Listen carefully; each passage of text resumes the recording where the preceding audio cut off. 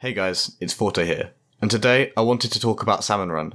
Salmon Run was a new addition to Splatoon 2, and gave players a survival type game mode that could be played instead of the classic Turf War Unranked. Although the game mode was very fun and provided variety to the game, it's no secret that it became stale very quickly. This is a huge shame, as I thought if Nintendo gave Salmon Run a little bit more love, the game mode could be really good. Then in February, we received a new Salmon Run specific trailer. I was honestly so excited to see this, and then completely disappointed about 3 minutes later. It's no secret that this is considered to be the worst Splatoon 3 trailer yet, and for good reason.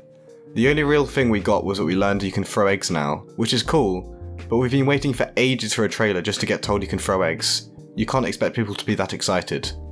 To add, the bosses looked pretty uninspiring in my opinion, and one of the new ones shown has a pretty much identical function to the Moors, a pre-existing boss in Splatoon 2. Anyway, I don't actually believe this is all Nintendo has up their sleeve when it comes to Salmon Run. So, in this video, I just want to chat about some cool things we could hopefully end up seeing in the next game. If you like what you're watching, I'd really appreciate it if you subscribed, as I'm trying to hit 500 subs, and your support would mean so much to me. Anyway, without further ado, let's get on with it.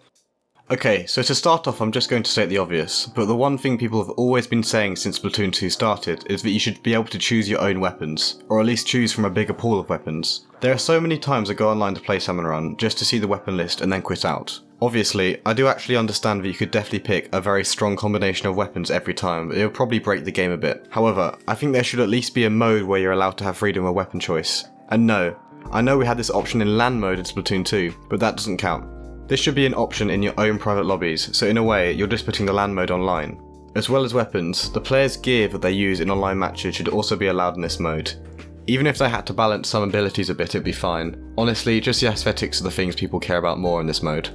But anyway, if I want to play Salmon Run, but have to play 4 rollers or an explosher etc, I just want to have an option to set up any weapon room with my mates and just chill out. As well as being able to change the weapons in the game, I think an endless mode for Salmon Run would be a really good idea.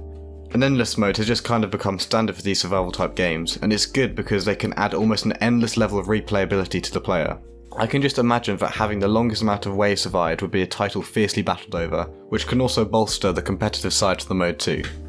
I also think an endless mode would be really beneficial for a certain reason lots of people often forget, which is for the ability to gear grind. This would honestly be a really good idea for people trying to grind drink tickets and chunks, as players who got really good at the endless mode would be able to rack up more points quicker than anyone else. On the topic of different modes, Splatoon 3 would honestly be a perfect time to add an entirely new one to Salmon Run. Collecting eggs is cool and all, but I think modes that require you to defend a structure or object would also be really interesting. With the Splatoon 3 theme being Chaos and Order, you could definitely make some cool scenarios, like defending a janky generator that produces electricity for Splatsville, or even defending Little Buddy, who can move around the map to keep you on your toes. I think these could be done really well, and I'm hoping we might get something along these lines in the next game. Speaking of moving around the map, I think that one way to incentivize this could be through perks. If you've ever played Call of Duty, this would make perfect sense, as they're one of the most fun parts of the zombie game mode, and I think that having perks, especially in the endless mode, could be really fun for Splatoon. You could start with the obvious damage up and swim speed perks, but you could also get creative too. For example, how about a perk that makes you undetectable by salmonids when you're sharking in your ink? That's something you can't normally do. Or how about infinite ammo? Or one that gives you increased weapon range?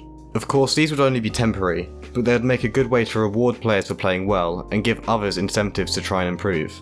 To make this better, what if you could use your orange eggs to buy these perks, which would add a currency to Salmon Run? And as well as spending your money to buy perks, what if you could use your currency to expand your map too? At the start, some areas of the map could be locked off, which could be bought as a team when you have enough eggs. Maybe these areas could have landscapes that give advantages to the players, and just having another way to spend your credits in general could really create different strategies for teams wanting to get high scores.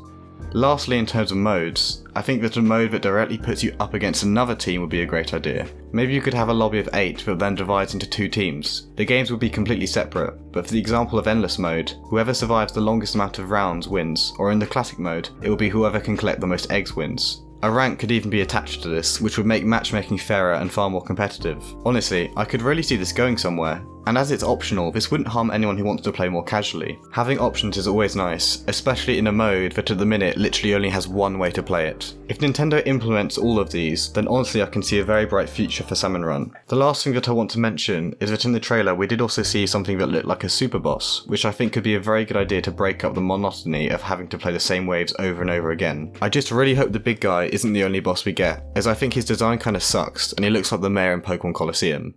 Anyway, thanks for watching guys, and an even bigger thank you for watching to the end. If you liked the video, it would mean a lot to me if you subscribed, and I'm really thankful for the support that you've been giving me recently, and I'm going to make sure I keep bringing you Splatoon content. Anyways, until next time, peace.